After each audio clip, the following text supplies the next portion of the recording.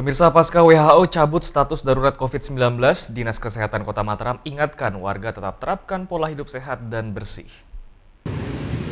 Pasca dicabutnya status darurat COVID-19 oleh WHO beberapa waktu lalu langsung diatensi Dinas Kesehatan Kota Mataram.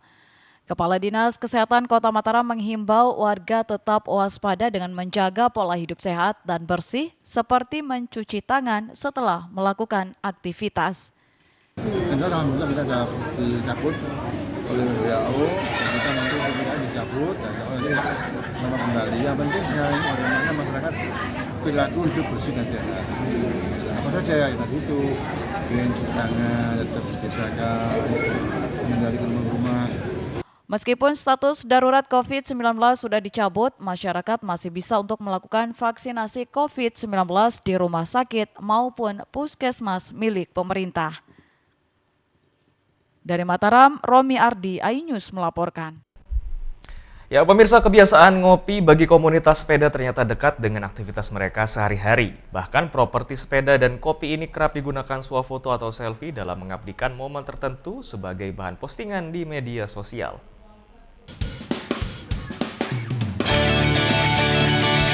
Bagi para pecinta olahraga, khususnya pesepeda, kebiasaan ngopi ternyata dekat dengan aktivitas sport mereka sehari-hari.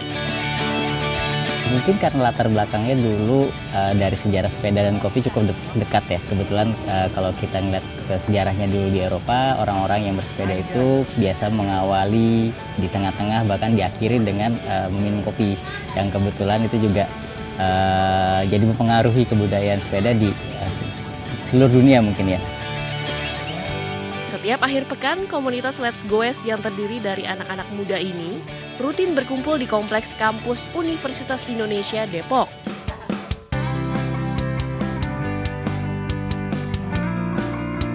Di kala rehat, kopi menjadi sahabat setia para pesepeda muda ini. Mereka senantiasa membawa kopi kemanapun bersepeda. Bagi mereka, kopi susu yang dikemas dalam botol menjadi minuman praktis penghilang dahaga sekaligus pemulih tenaga.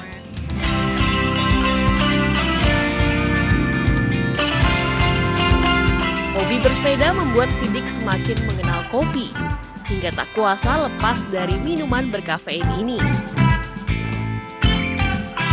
Bagi Sidik, kopi adalah minuman unik dan istimewa. Dari satu biji kopi yang sama mungkin kalau misalkan kita seduh dengan cara yang berbeda, dengan kondisi yang berbeda, sedikit aja perbedaan bisa menghasilkan rasa yang berbeda yang menurut saya itu unik sih. Tiap biji kopi bisa dibilang menghasilkan rasa yang berbeda gitu. Sebagai kaum muda, gaya ngopi anak-anak Let's Goes ini tak lepas dari pengaruh media sosial. Selalu ada saja momen ngopi bersama yang mereka abadikan dan menjadi bahan postingan di media sosial.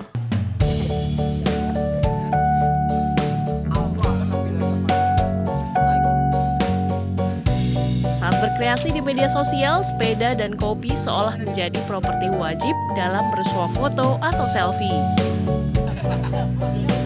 Berbagai aksi pun tak segan dilakoni demi tampilan ciamik di media sosial. Seolah tak pernah kehabisan gaya, mereka senantiasa merekam momen tertentu agar eksis di berbagai platform media sosial. Bagi komunitas ini, kopi dan sepeda menjadi sarana bersosialisasi baik di dunia nyata maupun maya. Pemirsa, hampir setiap hari Anda meminum kopi Arabica, tapi tahukah Anda bagaimana proses kopi Arabica dibuat? Berikut liputannya untuk Anda.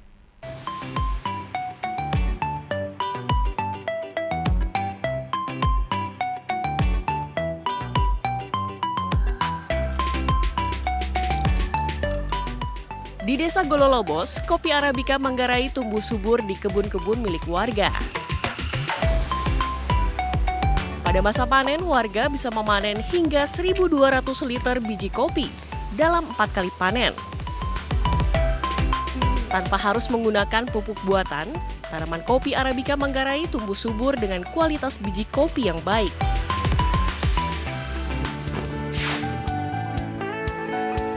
Yakobus Kas, salah seorang petani kopi Manggarai yang menerapkan perawatan khusus terhadap tanaman kopi miliknya. Pengaruhnya kalau pangkas, dia punya biji itu tetap besar dia. Mutu kopi itu bagus. Yakobus memiliki kebun kopi seluas 1 hektar di belakang pekarangan rumahnya. Di pekarangan rumah saya, itu kan ditanam campur dengan cengkeh. Jadikan cengkeh itu sebagai pohon pelindung. Sebagai tanaman pelindung, cengkeh berperan mengendalikan cahaya matahari menuju pohon kopi. Selain terpaan sinar matahari, proses pematangan kopi Manggarai dipengaruhi pula kondisi geografis yang kering di dataran tinggi dan pengaruh angin dingin Australia, sehingga pematangan buah menjadi sempurna. Proses pasca panen merupakan salah satu kunci cita rasa kopi Manggarai.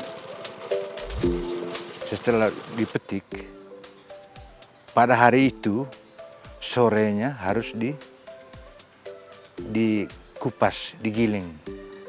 Kemudian direndam 1 malam. Waktu pengupasan itu difermentasi dulu. Besok paginya dicuci, lemak-lemaknya itu dikeluarkan habis. Sehingga terus dijemur langsung 2 jam saja. 2 jam saja sudah antar ke perusahaan kopi Koperasi Lembunai. Penjemuran biji kopi Manggarai di tingkat petani sedikit berbeda dengan penjemuran kopi di tempat lain. Petani kopi Manggarai hanya menjemur biji kopi selama 2 jam setelah proses fermentasi dan pencucian. Setelah itu, petani dapat membawa biji kopi langsung ke koperasi untuk diolah kembali.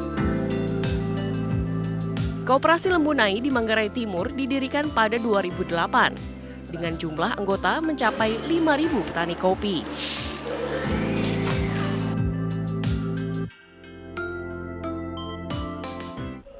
Ya pemirsa, serangkaian informasi tadi sekaligus menutup perjumpaan kita di Anyus NTB kali ini. Saya Hidayat Adiasih, mewakili kurir bertugas pamit. Terima kasih dan sampai jumpa kembali.